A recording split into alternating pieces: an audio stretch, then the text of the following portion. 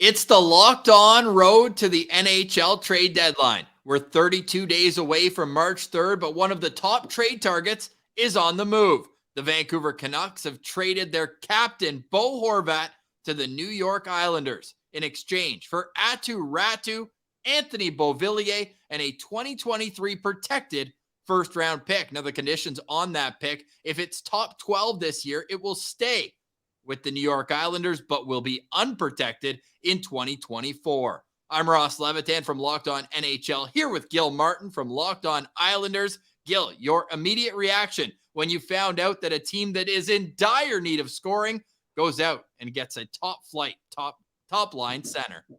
Yeah, very happy as far as the short term of this deal is concerned. The Islanders desperately needed scoring, and I think Horvat provides a lot of things that this team needed. He's great on faceoffs.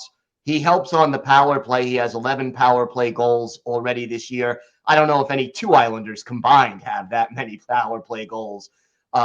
So that helps. He's a leader, and he certainly has the ability to put the puck in the net, a bona fide 30-goal scorer, and this team really lacks for that proven goal scorer on their roster. So for that, it checks all the boxes. The concern that I have is that they gave up a lot, which isn't a surprise, but the fact that this could be a rental because Horvat becomes an unrestricted free agent this offseason if the Islanders can't sign him to an extension.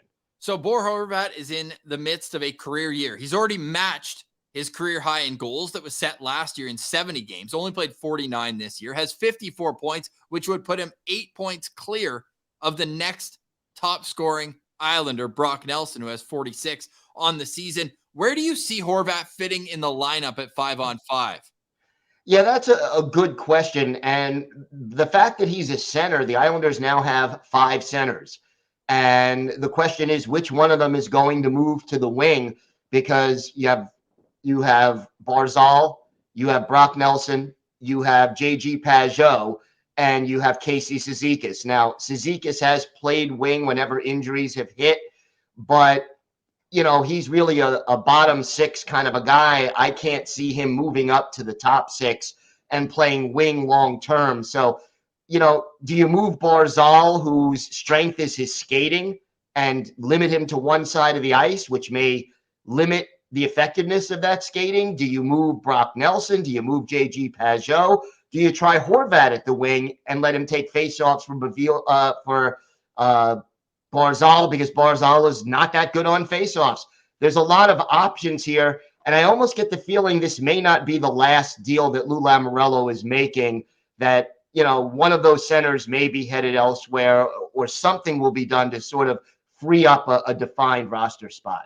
Well, wouldn't that be great for Locked On Islanders, where you can find on all podcast platforms, including on YouTube. Now, when I look at the Islanders, I see a team that certainly doesn't have games in hand on their side. They've played 3 more than both Buffalo and Pittsburgh, and they sit behind them both in the race to a final playoff spot. Right now, 2 points behind the Pittsburgh Penguins, who hold the final spot. Is this the next 10 games kind of defining the Islanders season? Because I'm already starting to think, hey, if they find themselves out of it, maybe they flip Bo Horvat at the trade deadline. Do you think that extra buffer period here is Lou Lamoriello saying, hey, I'm not waiting right up until the deadline. I want to know what my team's going to be by the start, maybe the middle of February?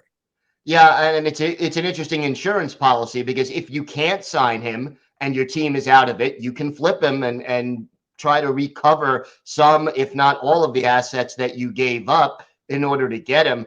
I think the timing of this deal makes a lot of sense for the Islanders. It gives them a little bit of a cushion. And if it doesn't work out, you get the feeling that this is the last chance that this particular group of players will have together before they should probably be broken up this offseason.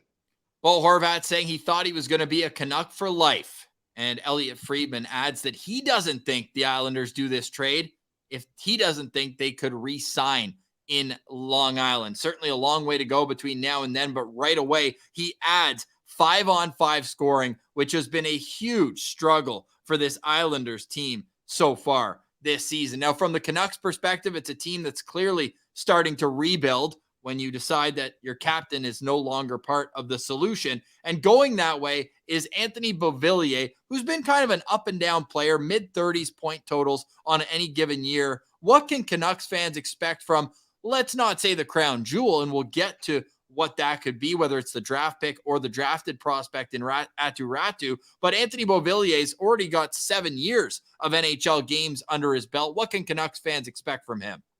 Well, I think the biggest asset that Beauvillier gives you is speed. He is quick. He can move. And, the thing he needs to work on is his consistency. He will play 3 or 4 really outstanding games in a row, and then he'll go 7 or 8 games where you're wondering, hey, wait, was Anthony Beauvillier in the lineup last night? Because I don't remember him doing anything particularly good. The change of scenery may be just what Anthony Beauvillier needs to unlock and take his game to the next level.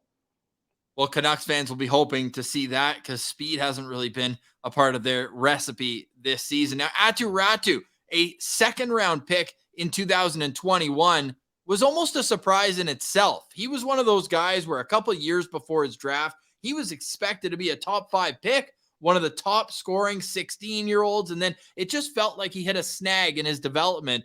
But then you take a look, and he's one of the first guys from that draft class to play some consistent NHL games. Where do you think his development is best served? Do you think he's ready to play NHL minutes consistently? I know he's got 2 goals so far this season with the Islanders. Or do you think the Canucks would be better to put him in Abbotsford in the AHL and let him get top-line minutes down there? I would put him in Abbotsford only because, the Canucks are not going anywhere this year. Let him play the first-line minutes, get the power play time, get his confidence up. This is only his first complete season in North America. I think he could play in the NHL right now, but he's probably better off finishing this year in the AHL. I like that answer too. 15 points in 27 AHL games with Bridgeport, 2 goals, no assists in 12 games with the Islanders. Now, caveat with Aatu Raty is because he's played 12 games, he's burned a year off his entry-level contract. So 2 years left, which is sometimes a blessing in disguise because it gives the player 1 less year to prove that they earn more money on their next contract. So we'll see how that all breaks out. Now, finally, Gil, your immediate reaction in terms of a win, a loss. Where are you at today with this trade? Are you happy that Lou Lamoriello pulled the trigger?